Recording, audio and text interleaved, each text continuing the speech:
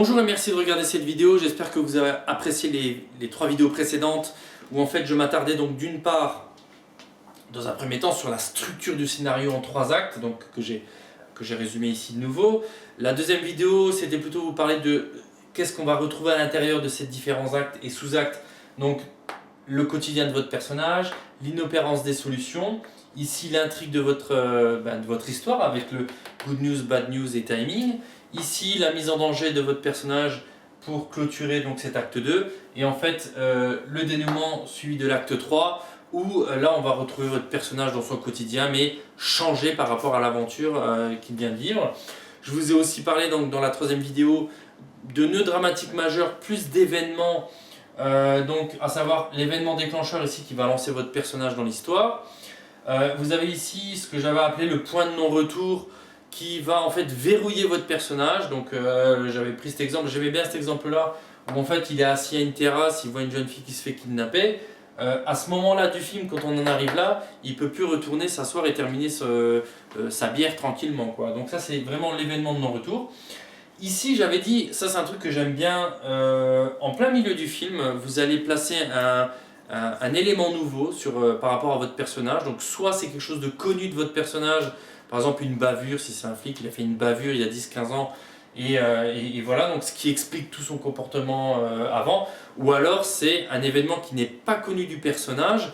Moi je sais pas, par exemple, il apprend à ce moment-là qu'il est adopté et que son père, qu'il est en train de défendre après qui court depuis le début, n'est pas vraiment son père. Donc en fait c'est vraiment quelque chose d'essentiel je trouve à ce niveau-là, qui va vous permettre de tout bouleverser, toute cette première partie du film, et justement aussi relancer quelque part la curiosité de votre spectateur, parce que il faut se dire un truc, c'est que les gens sont malins, ils commencent vraiment, bon, ils imaginent déjà la fin du film et tout, mais avec cet élément-là, pouf, toute la fin et toutes les cartes sont redistribuées. Donc ça c'était un élément important. L'autre élément important ici, qui intervient plutôt à ce niveau-là, c'est la fausse fin, c'est quelque chose que j'aime bien aussi. Je ne sais plus ce que je vous ai donné comme exemple, je ne sais même pas si je vous ai donné un exemple, mais imaginons une fausse fin. Vous avez un personnage qui part, il fait une aventure sur une île déserte avec une petite équipe réduite et ils ont une carte au trésor. Parmi les membres de son équipe, il y a un méchant et donc ils vont sur l'île, ils découvrent le trésor. Le méchant essaie de s'emparer du trésor, il se défait du méchant, le gentil récupère le trésor et il arrive sur le bateau. Il se dit ça y est c'est bon, il va pouvoir s'en aller, mais le capitaine du bateau, eh ben, c'est aussi un méchant. Vous voyez, donc ça c'est une fausse fin, et j'avais pensé à ça, je suis désolé si je me suis un petit peu perdu dans cette explication, dans cet exemple, mais en fait une fausse fin c'est plus ou moins ça. Et là vous avez la mise en danger du personnage avec ici le dénouement, donc généralement c'est la mort du méchant, ou alors ouais, la mort du méchant c'est la façon la plus significative de vous expliquer la situation. Et dans l'acte 3, il y avait encore un événement un peu important, c'était le twist ou l'annonce d'une suite. Donc voilà, je pense que je me suis assez exprimé dans les vidéos précédentes. Et là, dans cette vidéo-là, je voulais parler des personnages. Alors, assez bizarrement, je ne vais pas vous parler du héros, parce que le héros, généralement, vous avez déjà une idée assez concrète de votre personnage dès le départ. Mais à savoir quand même, je vais quand même vous apporter ce petit élément, c'est que n'oubliez pas quand même que votre scénario, ça raconte quand même, il doit y avoir une histoire, et votre personnage, il y a une quête quand même. Votre personnage, il doit suivre une quête, c'est ce que j'appelais le goal dans, je ne sais plus quelle vidéo que j'ai fait, mais voilà, c'est-à-dire que votre personnage doit avoir quand même un intérêt minimum à se lancer dans cette aventure. Donc c'est ce qu'on appelle le goal visible, le visible goal. Et je m'étais noté encore un petit truc. Voilà. Et c'était de créer aussi, par rapport à votre héros, le personnage principal, c'était de se créer de l'empathie. Et je trouvais que l'exemple qui était génial, et c'est vrai que je n'avais pas pensé à ça, c'est de dire dans le film Rambo, donc au départ quand on voit Rambo, les gens ils s'imaginent Rambo, ils voient un mec qui a un fusil qui tire partout. Donc ça c'est les gens qui n'aiment pas le cinéma. Mais les gens qui aiment bien le cinéma et qui ont déjà vu Rambo, ils se rendent compte qu'au final Rambo c'est un vétéran du Vietnam qui arrive dans un petit village tranquillos et il y a un shérif qui vient lui casser les couilles. Mais au départ, vous avez de l'empathie pour lui, vous dites mais pourquoi est-ce qu'on vient l'emmerder quoi? Donc voilà, donc votre personnage, le héros, faites attention, il faut qu'il ait un but, un objectif vraiment très important pour pouvoir se lancer dans cette histoire, et il faut vraiment créer de l'empathie. Et je vous dis ça parce qu'il y a récemment, on a présenté un dossier en commission, on s'est fait retoquer parce qu'on n'avait pas assez présenté d'empathie envers le personnage. Vraiment, alors là, je suis vraiment le meilleur personne. Je suis la meilleure personne pour vous parler de ça. Mettez de l'empathie. Il faut que le spectateur s'identifie au personnage et ait de la pitié pour votre personnage par rapport à tout ce qui va lui arriver et qu'il ait qu'une envie, c'est de le voir réussir. Donc ça, c'était la petite parenthèse sur le héros. J'avais pas envie de vous parler de l'héroïne parce que ça aussi, ça fait partie de...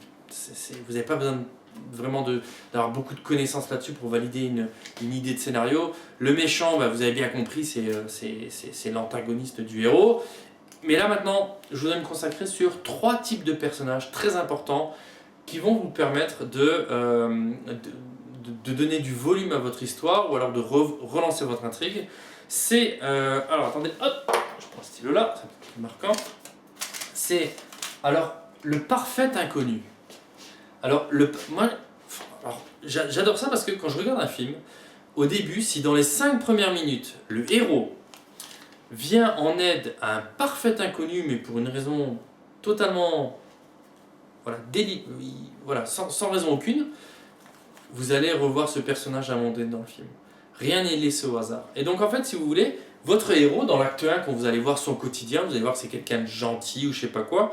Et moi j'ai l'exemple en fait dans un film où il y a le héros, je sais plus comment que ça se passe exactement, et il y a une personne qui a pas de monnaie pour prendre une boisson dans un distributeur, et le héros comme ça il sort une pièce, il lui donne machin, la personne fait merci beaucoup. Donc vous avez ce parfait inconnu ici qui est démuni face à une certaine situation au début, et votre héros lui il peut l'aider, en l'occurrence il a de la monnaie, il lui paye un coca. Cet inconnu là c'est très important, il est vraiment pas là par hasard, et vous allez le retrouver à un moment donné. Et souvent, vous allez le retrouver dans la mise en danger du personnage. C'est-à-dire que, quelque part, quand votre personnage il est vraiment à 2 doigts de se faire flinguer, l'inconnu va ressurgir ici. Et l'inconnu, à ce moment-là très précis, donc l'inconnu là, l'inconnu à ce moment-là, il a une compétence, une connaissance, un accès à quelque chose que votre héros n'a pas et qui va sauver la vie de votre héros. Et donc, déjà, ça c'est un personnage qu'il faut que vous ayez en tête. Le deuxième personnage que j'ai envie de vous présenter, enfin pas vraiment de vous présenter parce que c'est plus une façon de relancer votre intrigue, c'est l'ami qui devient ennemi. Donc, vous avez le héros, qui a souvent un ami, le meilleur ami, ils avancent dans l'histoire, et pour une raison à un moment donné, X ou Y, je vais vous donner un exemple, cette personne, quand je vous parlais de la fausse fin, quand vous dites ça y est, c'est bon, il a réglé le problème, d'un coup cet ami se retourne et devient un ennemi, donc soit par trahison, soit il suit son intérêt personnel, et donc à ce moment-là, plutôt là, on va faire comme ça. Donc ça ici, bon l'ami il est généralement aussi présenté dans l'acte 1, donc on va dire que c'est l'ami qui devient l'ennemi. Donc l'ami qui devient ennemi. Alors moi le meilleur exemple que j'ai c'est dans Spider-Man, c'est quand James Franco, donc, qui est l'ami de Tobey Maguire dans le film, donc James Franco c'est le fils de Osborn, enfin le méchant, le bouffon vert.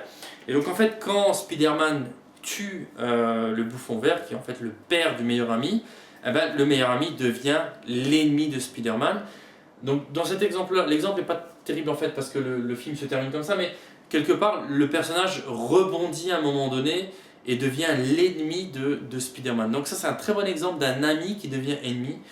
Et à l'inverse, vous avez aussi pour moi donc la troisième chose que j'aimerais que vous reteniez de cette vidéo, c'est l'ennemi qui devient ami. Donc il y a le méchant, dans son entourage il y a ses hommes de main, et comme par hasard, dans son entourage, dans ses hommes de main, il y a une personne qui à un moment donné était amie ou a été sauvée par le père du héros, ou un ami du héros, ou quelque chose comme ça, et il a toujours eu l'impression d'avoir une espèce de dette envers cette personne, et il va aider le héros, malgré que c'est un méchant, malgré que depuis le début, vous voyez que le mec c'est voilà, il a peut-être même tué des gens avant et tout, mais c'est une forme de rédemption pour lui. Donc cet ennemi, cet homme de main du méchant, va devenir ami.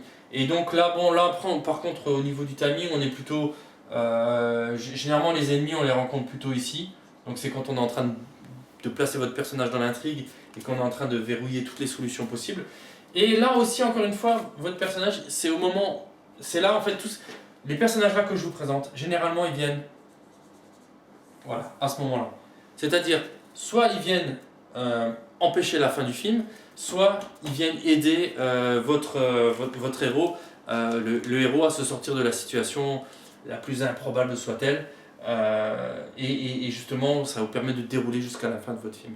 Donc voilà, en résumé par rapport à ce que j'avais envie de dire sur cette 4e vidéo qui va conclure tout ce que j'avais envie de vous... comment dire, pour moi c'est tout des automatismes qu'il faut avoir avant d'avoir une idée, avant de se dire c'est bon j'ai une idée, je fais un scénario. Pour moi tout ça c'est systématiquement, je sais que ça m'a pris énormément de temps, je me suis mis assis, je me suis tout noté sur une feuille, tout ce qui est là, je ne l'ai pas pondu comme ça en 2 secondes en me retournant avec un stabilo, c'est des choses que j'ai écrites et que j'ai reproduit plusieurs fois sur des feuilles, voilà, c'est vraiment, c'est des automatismes à avoir quand vous avez une idée pour un scénario, vous fermez les yeux, il y a des cases et vous devez les remplir quasiment instantanément ou alors en tout cas le 3/4 instantanément pour savoir si votre film vous donnez quelque chose pour faire un bon film. Et le reste, c'est du travail. Je vous ai dit, c'est un peu de recherche et tout ça. Mais là, franchement, moi, j'espère vraiment vous avoir apporté des informations importantes, utiles, que vous soyez débutant. C'est ça aussi, ce qui était important pour moi, c'était de m'adresser aussi à des débutants parce que forcément, il y a des gens qui regardent cette vidéo et qui voient exactement où je veux en venir. Peut-être ça leur rien apporté. Mais c'était aussi pour les débutants et c'est pour vous montrer quelque chose. Faire un scénario, c'est pas simple. Moi, je vois des vidéos, comment réussir à faire un scénario en 6 conseils pour réussir un scénario et la vidéo elle dure 5 minutes. Non mais s'il vous plaît quoi. Non mais il faut être sérieux, 5 secondes, vous n'y arriverez jamais parce que même là en faisant mes 4 vidéos, on n'a même pas commencé à faire un scénario. Donc, enfin bref, moi je comprends pas des fois. Bref. Voilà, donc voilà. Et si vous avez des commentaires, n'hésitez pas à laisser des commentaires en dessous. Franchement, moi, c'est super important pour moi, même pour améliorer mes vidéos futures. S'il y a des choses que j'ai oubliées, s'il y a des choses où je ne suis pas clair, où je me suis contredit, laissez des commentaires, moi, ça me permet d'améliorer mes vidéos. Et voilà, si c'est utile aussi, n'hésitez pas à liker, à partager, et ça m'incitera à faire beaucoup plus de vidéos. Donc, je vais déjà vous laisser digérer tout ça, on verra pour la suite. Et j'ai déjà en tête une prochaine série de vidéos que je vais consacrer, encore une fois pour les débutants, redémarrer vraiment depuis le début sur le storyboarding. Et je vais vous montrer vous n'êtes pas obligé d'être un très grand dessinateur pour vous lancer dans le storyboarding, parce que pour moi c'est un outil qui est extrêmement important dans la production d'un film, à tous les niveaux, que ce soit la pré-production, production ou post-production. Et donc je travaille là-dessus et j'espère vous proposer très rapidement cette nouvelle série de vidéos.